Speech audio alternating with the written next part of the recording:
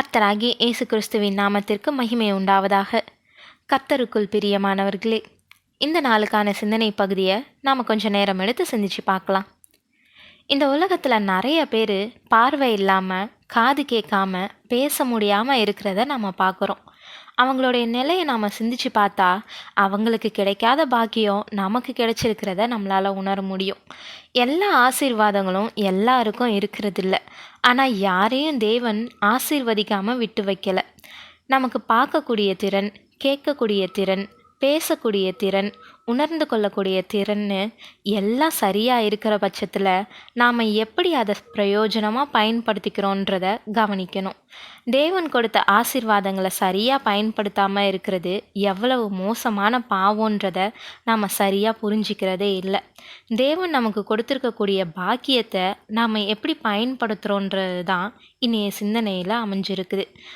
அதனால் இன்றைக்கி நம்மளுடைய ஆசீர்வாதங்களை நம்ம எந்த விதத்தில் பயன்படுத்தணுன்றதை பற்றி கவனமாக நேரம் எடுத்து சிந்திச்சு பார்ப்போம்.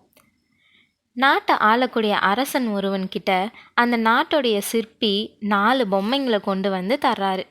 அரசன் கோபமாக, நான் என்ன சின்ன குழந்தையா இதை வச்சு விளையாடுறதுக்கு அப்படின்னு கேட்குறாரு.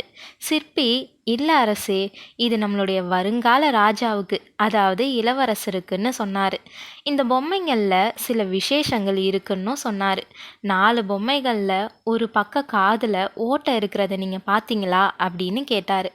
அரசன், இதில் என்ன விஷயம் இருக்குது அப்படின்னு கேட்டார்.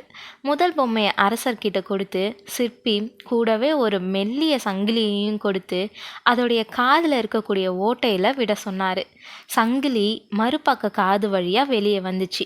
சிற்பி, மனுஷங்களில் சில பேர் நாம் எதை சொன்னாலும் இப்படி தான் இந்த காதில் வாங்கி அந்த காது வழியாக வெளியே விட்டுடுறாங்க அப்படின்னு சொன்னார். 2வது பொம்மையை கொடுத்து அதையும் அப்படியே செய்ய சொன்னார். இந்த பொம்மையில் சங்கிலி வாய் வழியாக வெளியே வந்தது. இந்த மாதிரி தான் மனுஷங்க எதை சொன்னாலும் அதை அடுத்த நொடியே அவங்களுடைய வாய் வழியாக வெளியே விட்டு பரப்பிடுறாங்க அப்படின்னு சொன்னார்.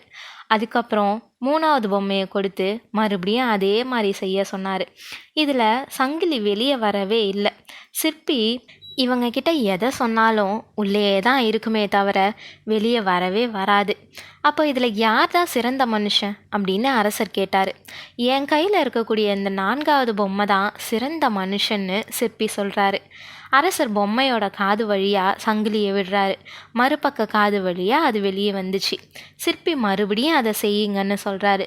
2வது முறை செய்கிறப்போ வாய் வழியாக சங்கிலி வெளியே வந்துச்சு. 3வது முறை செய்கிறப்போ சங்கிலி வெளியே வரவே இல்லை. இப்போ சிற்பி சொன்னார், 4வது பொம்மை மாதிரி இருக்கக்கூடிய மனுஷங்க தான் நம்பக்கூடியவங்க. அவங்கள முழுமையாக நம்ம நம்பலாம். எங்கே பேசணுமோ அங்கே பேசி, எங்கே கேட்கணுமோ அங்கே கேட்டு, எங்கே அமைதி காக்கணுமோ அந்த இடத்துல அமைதி காப்பாங்கன்னு அவர்கிட்ட விளக்கமாக சொன்னாராம். ஆம் பிரியமானவர்களே, நம்ம எப்படி இருக்கிறோன்றத நேரம் எடுத்து நிதானிச்சா அது ரொம்பவே மோசமான பதிலாக தான் இருக்கும். நம்ம அதிகமாக பேசுவோம், அதுவும் அடுத்தவங்க கிட்ட புறம் பேசுகிறத நம்மளுடைய தீராத தாகமாக வச்சுருப்போம். இதை குறித்து எவ்வளவு சத்தியத்தை கேட்டாலும் நாம் அதை மறந்து போயிடுவோம். மற்றவங்களோட பேசுகிறதுக்கு நமக்கு பேசும் திறனும், மற்றவங்க சொல்கிறத கேட்குறதுக்கு கேட்கும் திறனும் நமக்கு தேவன் அழகாக கொடுத்துருக்கிறாரு. அதை வச்சு நம்ம ஞானமாக பேசவும், நல்லதை பேசவும், அதிகமாக கற்கவும் நம்ம பிரயாசப்படணும். இல்லைன்னா அது எல்லாமே தீமைக்கு தான் பயன்படுன்றதில் சந்தேகமே இல்லை.